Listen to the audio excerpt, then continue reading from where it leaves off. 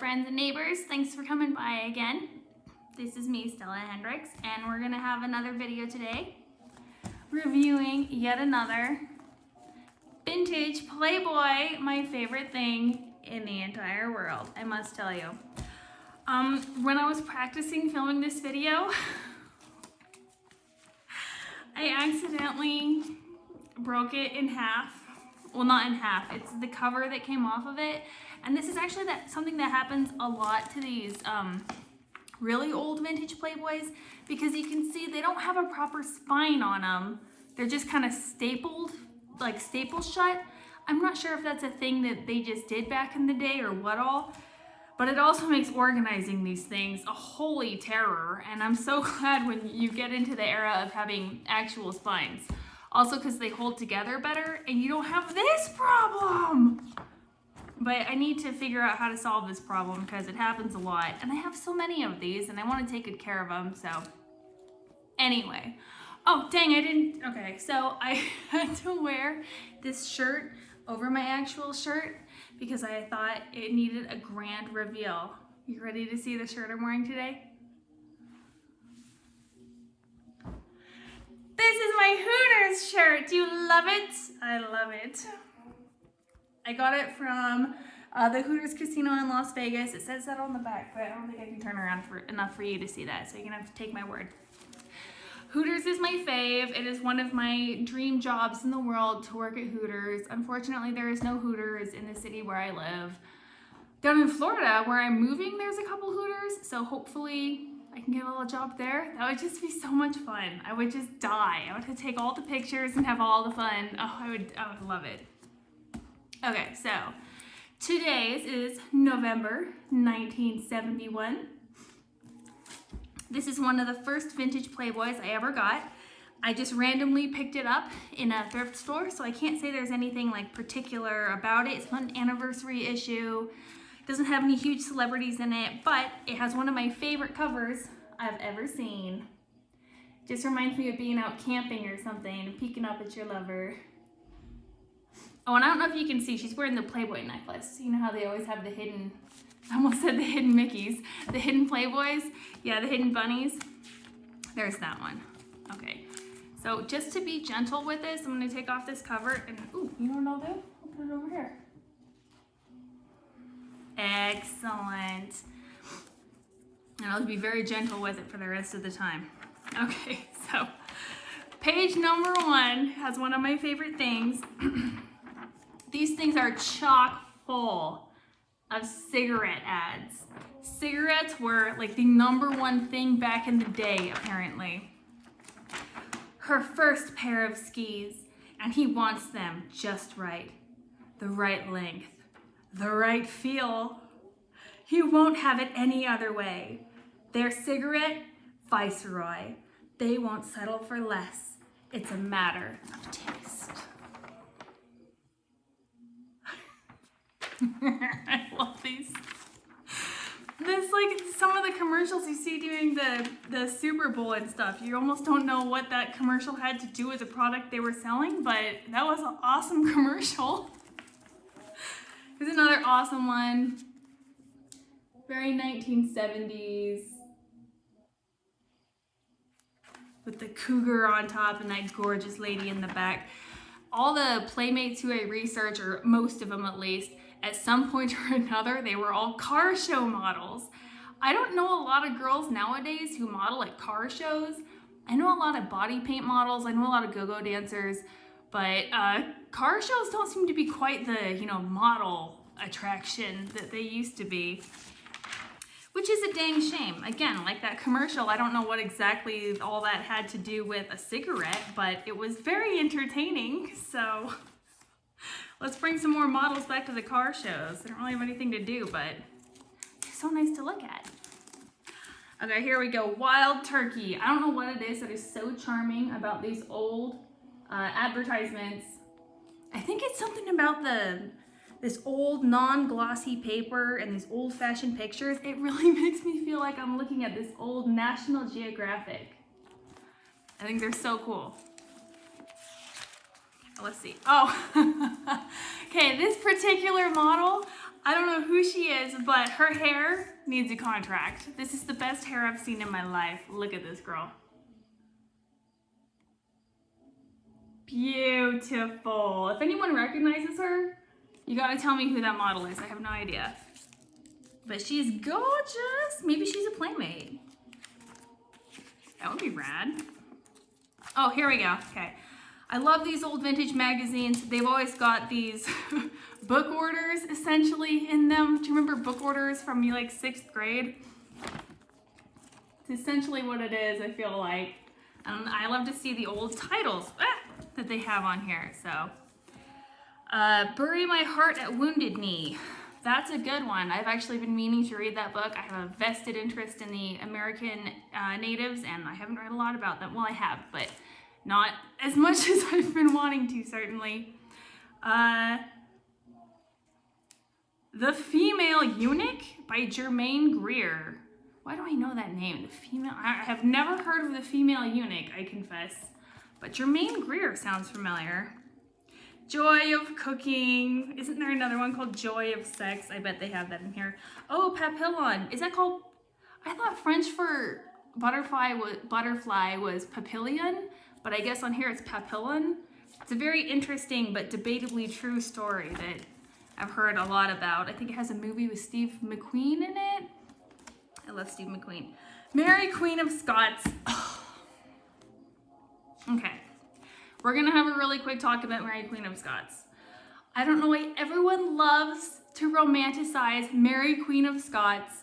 She was a very foolish, very bad queen who ruled briefly and badly and failed at nearly everything she undertook, both in her personal and professional life. She's just the worst.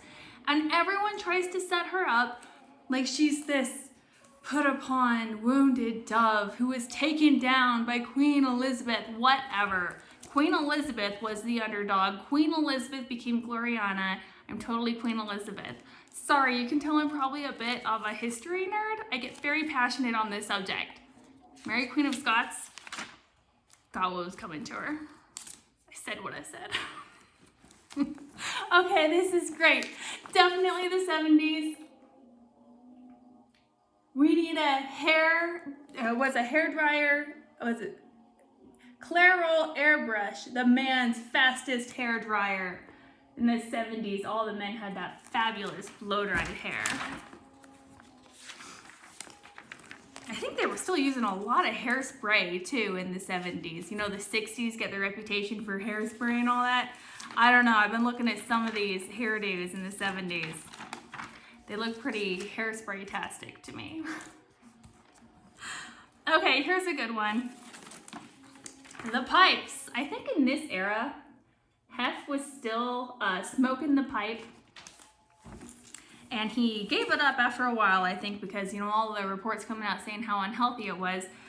But at this time, I don't even think these advertisements have the Surgeon General's warning on them, do they? Let's keep an eye out for that. I'm not sure. But I love this pipe advertisement because my great-grandfather was a big pipe smoker. His name was Page, spelled P-A-G-E, and one of my sisters is named after him, but spelled the feminine way. One of the things that he left behind was this beautiful collection of pipes. And my grandmother had them in this little stand, and they were on her bookshelf with all of her fabulous books and all of her little wonderful knickknacks. And as a kid, I remember going over and kind of admiring them and looking at them, and I really liked the smell of those pipes. And to this day, pipe smoke and cigar smoke, they remind me of my great-grandfather, who was someone I only met when I was very small, and I don't really remember, but I do remember his pipes. So I wax terribly nostalgic every time I see something about the pipes. And I'm really glad that Hef gave up the pipe smoking, because tobacco's bad and you gotta be a good example and all that. But it's so nostalgic. There's something so romantic about pipes, like, you know, Sherlock Holmes or something. I guess we could use them still. We'll just smoke weed in them. This says, Cuervo invented the margarita. Okay, friends, is this true? I don't think this is true. Cuervo invented the margarita. I think this might be slight exaggeration.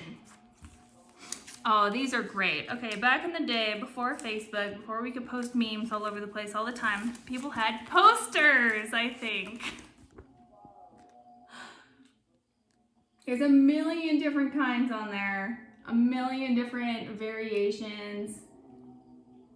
Hippies, cars, movie stars. That rhymed.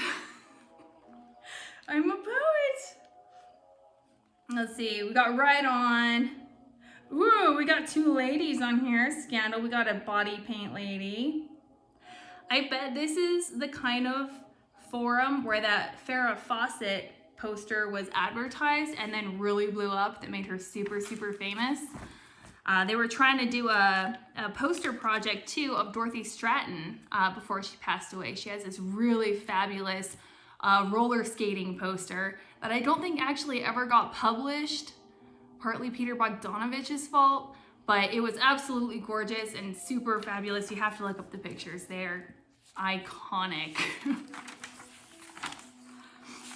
All right, so we got a lot of stuff in here. I had a lot of advertisements. For some reason, the advertisements really caught my attention in this particular issue.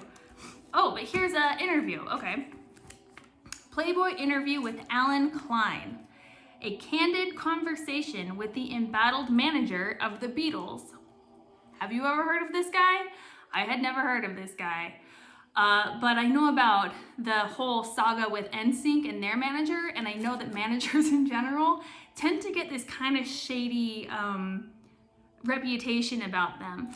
Apparently this guy is no different, and or the daddy of all producers. Because, oh, I want to read this other one first before I read that quote. Because the first question of this interview is, so, how did you get the reputation as the biggest prick in the music business? Klein says, maybe I am.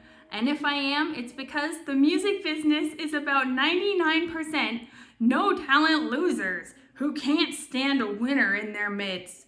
I'm a winner, and if they want to sour grape my success by calling me names, let them. I don't give a shit.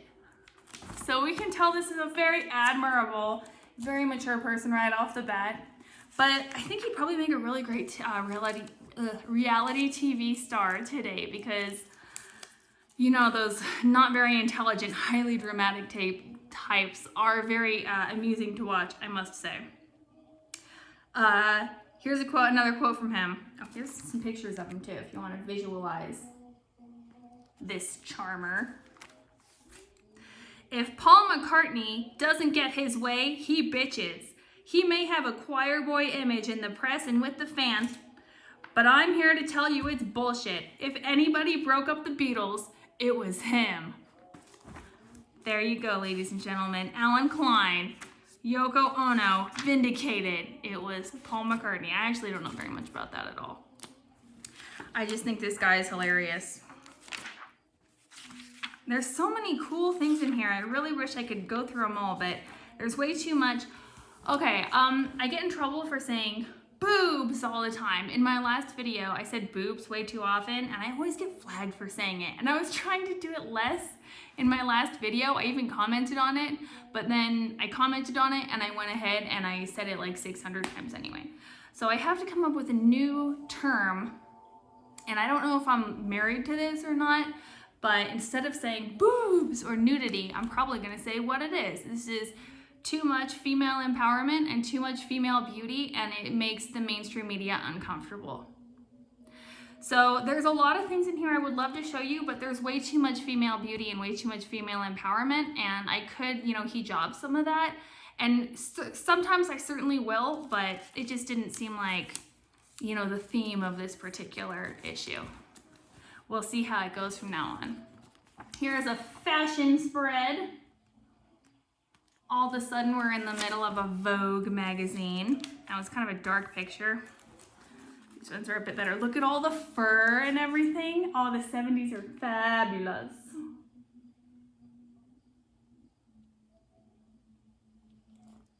I hope you guys can see everything. I'm still getting used to like dealing with the glare of the ring light and everything.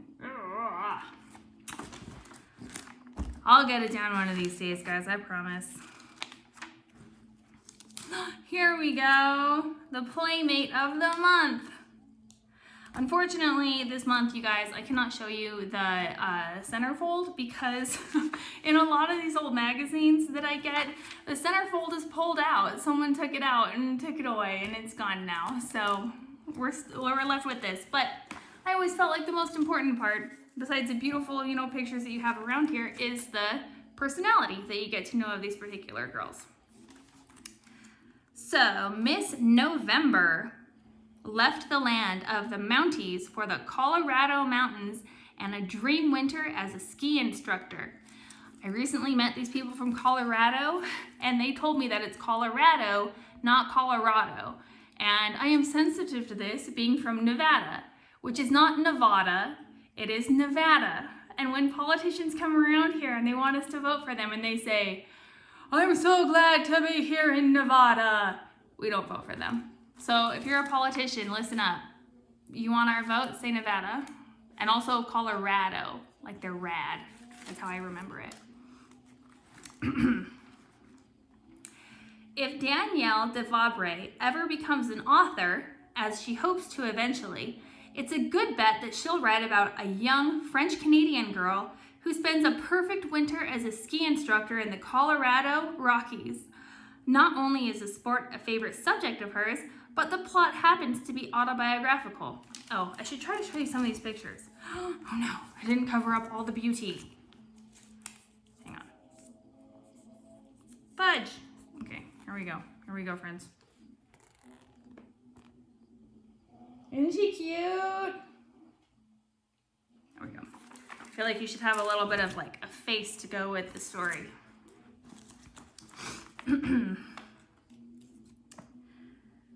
The idea of skiing in the Rockies grew in my mind while I was in high school, explains the slope-minded native of Montreal. I'd skied in Canada for years and often heard people discuss the high elevation and deep powder of the Colorado ranges. So a year and a half ago, after her graduation from high school, Danielle's parents agreed that before beginning her English literature studies at a Montreal college, she should have her dream adventure in the Western U.S. My parents knew that if I started school right away, I would resent being there and, consequentially, my concentration would suffer. There was one condition in their agreement, however. Danielle was to finance the trip herself.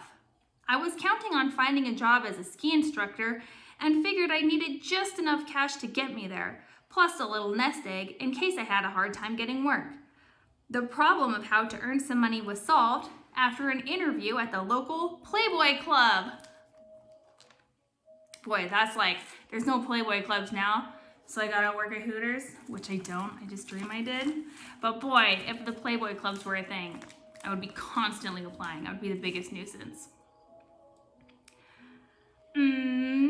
For the next few months, Danielle worked as a bunny while waiting to hear from the Colorado resorts to which she'd applied.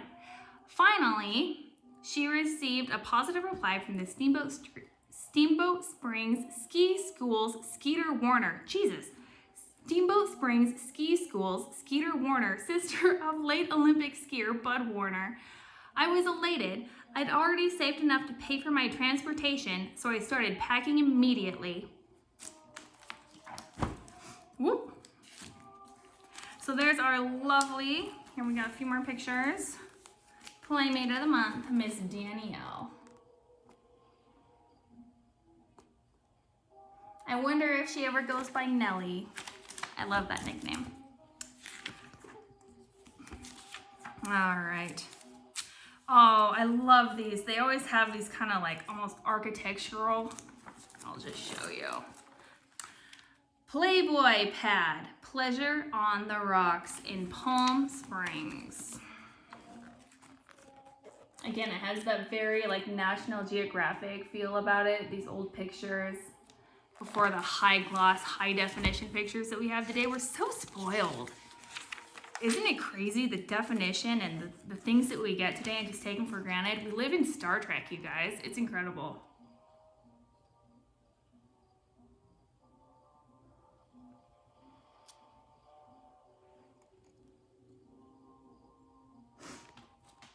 I'm also figuring out how long I should hold these pictures up for and if you can see them or not. So if anyone ever wants to comment on that, it would be mucho apreciado. Appreciate not. I gotta work on my Spanish, guys.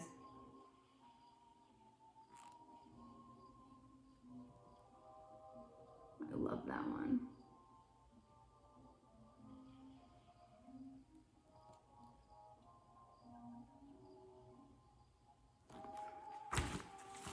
What a dream pad, huh? Very cool. More female beauty and empowerment. Beauty? I think that was a Freudian slip. I like that actually. I think that's a good one. Beauty. There's too much beauty on this page, you guys. God, my lip, do you see how purple I turn when I laugh? It's the most embarrassing thing. Okay, The Life and Times of Henry Miller. I recognized this name, but I didn't know where from, so I started reading. And it said, My Life and Times, edited and designed by Bradley Smith and scheduled for November 15 publication by Playboy Press. The 79-year-old author of Tropic of Cancer, Tropic of Capricorn, Nexus, Plexus, and Sexus expresses his views on everything from pornography to ping pong. Okay, I knew there was a book called Tropic of Cancer and Tropic of Capricorn. I have never heard of Nexus, Plexus, or Sexus, but they sound delightful, and I should definitely look into them. I also think it's hysterical that they mentioned ping pong, because they do have a picture for your viewing pleasure. Look at that girl's hair! They have not let up on the standards since the 1960s Playmate pillow fight, because those were some epic hairdos. Like, look at this girl. I think she's got an extra foot on her. If she was 5 foot, now she's 6. My God, look at that hair. It's kind of like mine. Very poofy. I approve of camp. I am very campy. All right, let's see here. Where's my next? Oh, yeah. Oh, my God, guys. Okay, so next week, we're not going to be reviewing a Playboy. Next week, we're going to be reviewing my 1970s Dracula movie magazine, because when I was a kid, I saw this movie on the TV, and we were Mormon. I was, everything was very, Andy Griffith show. So when I saw this 1979, I can't remember, it's the 1970s, Dracula with Frank Langella. Okay, you need to get this movie, and you need to watch this movie, and you need to fall in love with Frank Langella. Is it Langella? I don't know, I'm not actually sure. But I know that Frank Langella is bae, and I love him. And he's the best Dracula who ever existed. It is so 1970s. It has the hair, and it has the drama, and everyone's wearing these like floaty, like gunny sacks type, gauzy dresses. It's the most fabulous show in the universe, and it's a really good interpretation of Dracula. That's one of my favorite novels in the world. There's a couple interpretations on film that I don't love, but I'm pretty entertained by all of them. This one, though, is one of my favorites. You have to watch it. Again, don't forget about my boy, Frank Langella. That's the one we need. I'll be gushing over him the entire time we do our magazine next week, so I'll shut up about him now. But he's awesome. Oh, here's another one. This looks just like Chanel number 5. When I was first going through here, I thought it was a Chanel number 5 ad. It is not. Oh, this is also why I saw it. There is only one joy, the costliest perfume in the world. Who wants to buy the costliest perfume in the world? Is that really like something to brag about? This is the most expensive car in the world. Here's the most expensive necklace. What about the nicest? What if about the prettiest? What about the one that suits you particularly? The most customized perfume in the world. The most expensive perfume in the world? Get out of here. That will not bring anyone joy, I assure you. Every time I look up, I see this shirt again. It's very eye-popping. Isn't it? Isn't it? Oh my God, you guys. God, I'm such a comedian. Okay, what did I mark on here? Oh, Latter Day Lady Day. In Lady Sings the Blues, the forthcoming Motown movie now in production at Paramount, there will be no need for dubbing. It stars Diana Ross, who makes her screen debut as the late legendary Billie Holiday. Set in the mid-30s, the film will spotlight the early career of Lady Day when she was recorded with Teddy Wilson, Basie, and Shaw.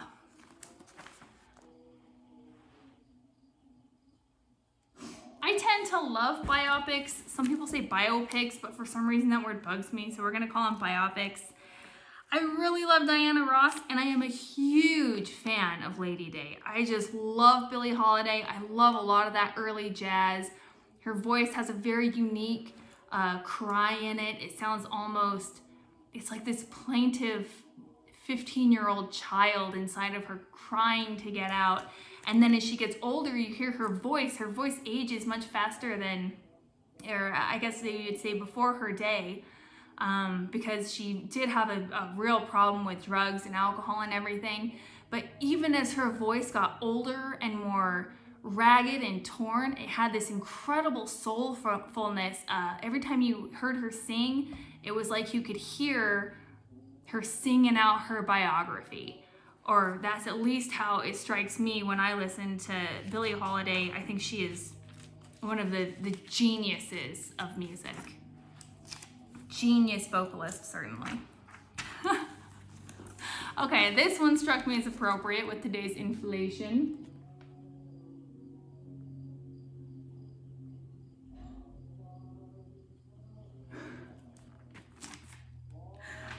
The magic has gone out of our romance, Sid. The dollar now buys only 2/3 of what it used to. Sounds like it's time to give her a raise, Sid.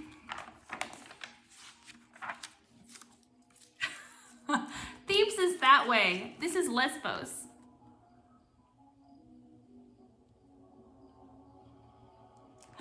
Yes! Now that sounds like an island I could get shipwrecked on. Okay, here's another just like fascinating, totally random alcohol advertisement. I think the brand is called White Horse, but nonetheless, they're all just kind of surreal, very interesting. I'm just always struck by them. All right, so the last feature in today's fabulous magazine is, remember last week we had at the end that funny cartoon with the granny who was, I forget, she was saying something to Hugh Hefner. Well, now she's back. This lady, I hope that she's a permanent fixture.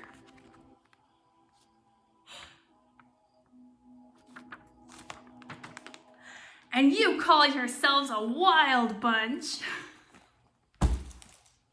You tell them, Granny.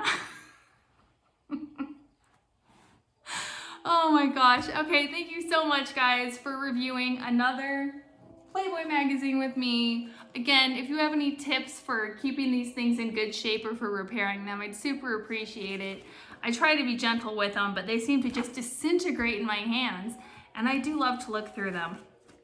So next week, we'll be going through the Frank Langella Dracula magazine, but then never fear, we will be back to vintage Playboys probably the week after that, because I love them and they're kind of my main thing, and I've got tons of them. So thanks very much for joining me, guys, and thanks for admiring my lovely Hooters shirt with me, and I'll talk to y'all again probably like next week.